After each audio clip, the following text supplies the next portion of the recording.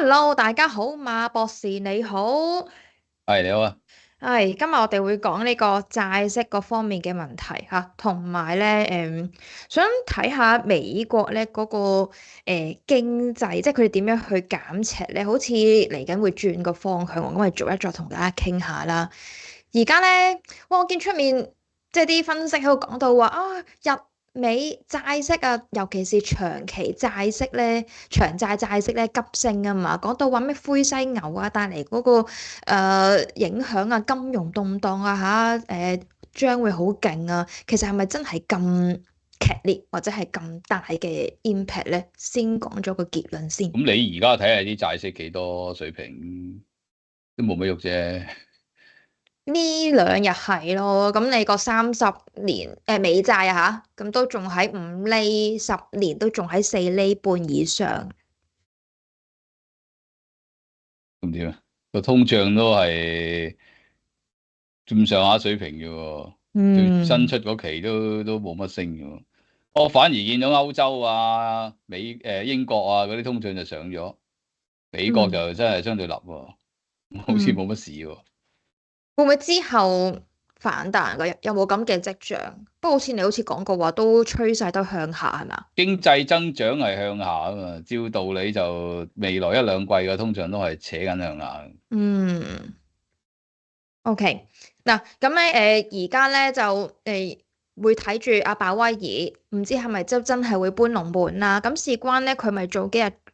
講公開演講嗰陣時咧，跟住咪話啊可能會調整嗰個貨幣政策個框架嘅。咁佢形容咧就話美國咧就正式係進入咗一個，因為佢又話啊啲關稅戰等等啦嚇，都會帶嚟一個供應嘅衝擊啊，即係供應鏈方面引起。而去出現咧嗰個嘅衝擊啊頻繁嘅程度啦嚇，都相當長嘅一段時間。咁所以咧，佢哋而家咧就可能會係去檢討以及係調整個貨幣政策框架啦嚇。咁所以咧，呢度會唔會係喐到嗰個嘅平均長期通脹目標？即係之前係2%嘅嘛，但係之前喐過嘅喎，之前係試過低於2%嘅目標，跟住咧就上移去到2%咁樣。咁而家會唔會有機會喐到呢個通脹嘅目標係個目標？目標嚟嘅，唔一目標就係定係二，唔係好明啊，你講咩？佢呢個喐到個貨幣政策框架咧，即係點樣咧？即係想點目樣咧？標就係二，目標就係二，有一個數嗯，字。即係未必會通脹就梗係會搬龍門，喐嘅，我就係大家都知道啦，通脹一定喐嘅。係。每一個時期都有通脹嗰個高低嗰個趨勢水平都可能會變，但係佢個目標係二，呢個好清楚嘅。有咩要用？佢講到話供應鏈嗰度咧嚟緊個衝擊咁大咧，咁所以就唔知會唔會係唔係暗示，啊，供應鏈衝擊，你如果係話關稅而家都跌翻晒啦。嗯而家經濟唔係咁好，其實個需求唔會好大。你諗下大陸啲嗰啲傾銷出嚟嗰啲嘢，冚世界都唔想賣，佢又賣唔去，根嗯本佢啲嘢多得滯，多到要狂減價。呢個係有通縮壓力嘅，唔係通脹壓力。咁如果你喺即係賤平賤賤拱出街嘅時候，你話有一啲國家係打緊關稅戰，特登係截佢唔俾佢。如果你係一啲獨市嘅嘢，譬如稀土咁樣，嗯，你唔會影響通脹啊，因為通脹嗰個籃子好闊好大啊嘛。你係啊，啲好少類別嘅產品，即係計落去通脹，等於係冇影響。咁如果大部分嘅嘢你咁樣傾銷出去個市場度，即係美國好你好難買唔到嘅喎，你諗下嗯係嘛？你話大陸啊，我特登同美國打關稅戰，唔賣俾美國，你嗯控晒去歐洲啊，控晒去東南亞，咁嗰扎國家攞咗多嗰頭啊，轉頭嗯寫翻去美國其實唔難，我睇唔到嗯有咩嘢供應鏈衝擊。即係你如果嗯打仗，而家都係可能以色列話肥伊朗，即係都係中東啦，中東係長年一打噶啦，冇影響啦，係咪？即係嗯，即係講個供應鏈衝擊就喺邊度啊？好似你嗰頭武漢又話又整啲肺炎出嚟啊嘛，最新好似話咁啊，即係對喉嚨呢呢嗰邊，呢呢劑人唔死得人嘅，好似啊等你好難嗰個喉嚨好痛嘅啫，係咯，會痛過上一次嘛？見阿鐘冇嘢啦，南山都咁好講。似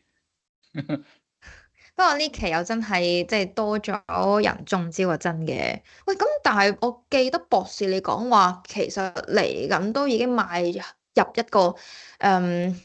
即係高利率嘅時代。即係既然如果供哦，咁需呢啲嗰可能係方面，攤開10、20、30年嘅事，唔係2個月內，唔係3個月內。OK。哦，OK，但係如果通常都係呢個供需層面而去影響，跟住然之後個利率就會係進入咗頭先所講嗰個嘅高利我覺得唔率時代嘅。係供應面嘅問題。如果哦，未來10至20至30年個通脹係趨升嘅，唔可能個供應面衝擊持續10至20至30年，呢個唔可能。你睇下以嗯前啲衝擊，譬如話武漢嘅肺炎，跟住俄羅斯打仗揾仗打，即係通常都係幾個月嘅事啫嘛，長都係1、2年，唔會耐嘅。嗯1、2年你 reasonable，如果你話10、20、30年呢個唔係供應面衝擊出嚟嘅，呢個一定係需求面或者貨幣因素做出嚟嘅。咁嗯如果你驚嘅就可能係話個錢太多啦，印得太犀利啦，赤字債務太犀利啦，咁你呢啲因素可能令到個通脹長線係一個催升嘅壓力咯。但係嗯，亦都唔係話冇一啲 offsetting 因素嘅，人口增長下跌啦。人口係膨脹緊，但係個增長係下跌緊啦。尤其係，是有錢使嗰班先進體系啦，AI 啦，佢令個生產成本大跌啦，即係好多因素都係同呢個通脹上升係 counter 咗嘅，抵消咗嘅。咁所嗯以我相信上催升係會，但係不至於70年代嗰種咁嘅水平同嗰個失控嘅地步。美元咧去享受呢個高息嘅情況。如果根據而家美元嘅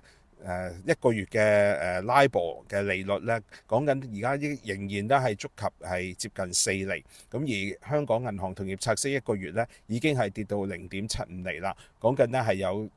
3.25厘嘅一個巨大嘅息差。咁以一個聯繫匯率嘅機制，基本上港元同美元都係一個對等嘅貨幣啦。揸港元就等於揸美金啊嘛。如果你大家係確信聯繫匯率呢個機制嘅話，咁理論上資金就應該係將自己手上嘅港元咧換成美元咧，係做一個套息。咁根據聯匯機制咁樣嘅貨幣發行局之下咧，咁應該咧就係對美元嘅需求增加，對港元嘅需求減少，令到拆息咧係有所回升，咁亦都令港元咧係有所回落。咁我哋最近見到咧，港元的確係稍為比起之前嘅高位咧係已經係脫離咗強方兌換保證嘅水平啦，大概係去翻中間7.8左右對1美元。咁但係個拆息咧就反而係不尋常咁咧，係持續回落。由圖表見到咧，其實過去呢10幾年咧，我哋從來冇見過銀行同業拆息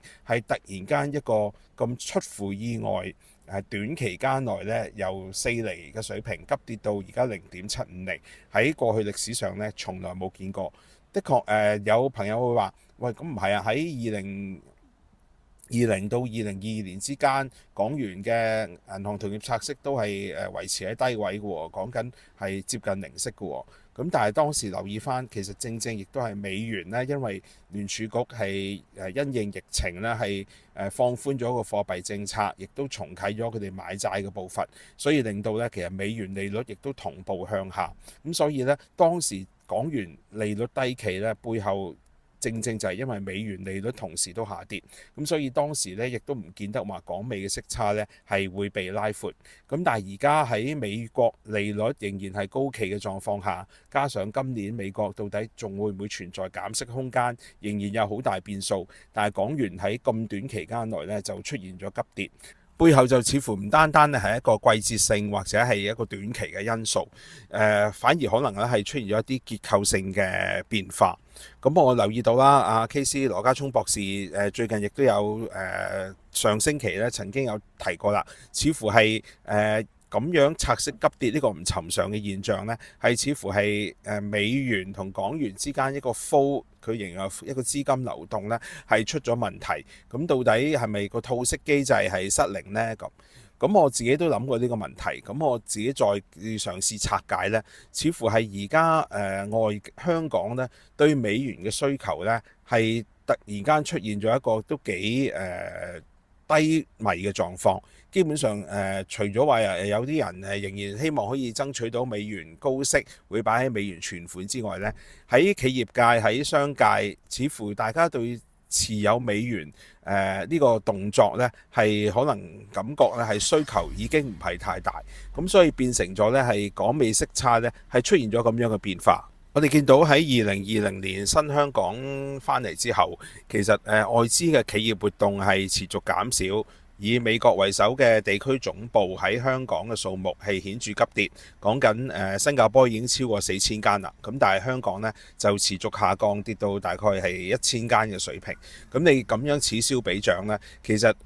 商界企業界對仲會揸住咁多美元嘅需求呢，好明顯係已經顯著減弱。咁喺咁嘅背景之下，到底仲有幾多人係需要將自己手上嘅港元換成美金呢？咁呢個其實正正反映就係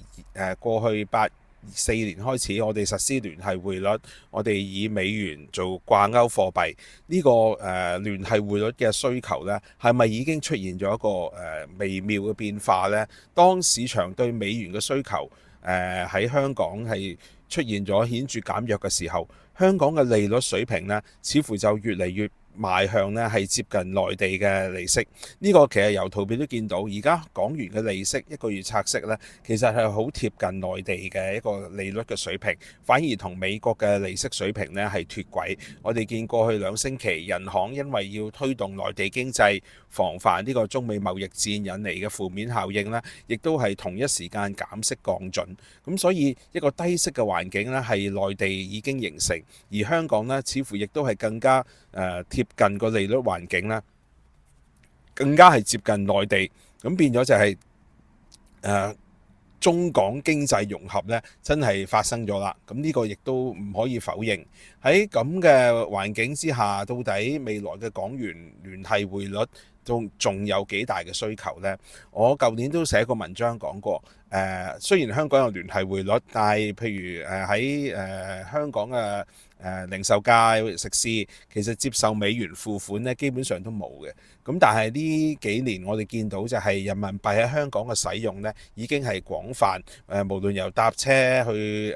茶餐廳去酒樓，用人民幣去結算去找數呢，已經係進一步形成咗一個大趨勢。咁甚至乎電子人民幣亦都推廣緊喺香港使用。我自己曾經形容啦，當而家人民幣嘅地位咧，幾乎都等同咗港元嘅法定貨幣嘅地位，而呢個喺美元過去咧係並冇有呢個法定貨幣呢個地位。咁喺咁嘅情況下呢，我哋見到香港同人民幣嘅使用呢，只會係越嚟越廣泛，甚至乎當有一日人民幣真係成為咗一個法定貨幣，大家喺無論出糧啦、找數啦，甚至企業、政府發行債券，大家去交稅，會唔會都變成人民幣呢？咁喺咁樣嘅情況，一旦係人民幣同港元都係成為咗香港嘅一個所謂貨幣雙軌制呢，咁未來港元仲有幾大需求同美元利率需要掛鈎呢？咁所以呢個問題呢，我覺得都值得繼續係同大家跟進住，到底呢個拆息係一個短期性啊，還是真係出現咗一個結構性嘅變化？而背後係咪反映緊聯繫匯率呢個制度呢，已經係無論套戥上拆喺個利率個套戥，以至係港元同美元之間嘅互換呢，都係出現咗結構性嘅變化。好啦，今集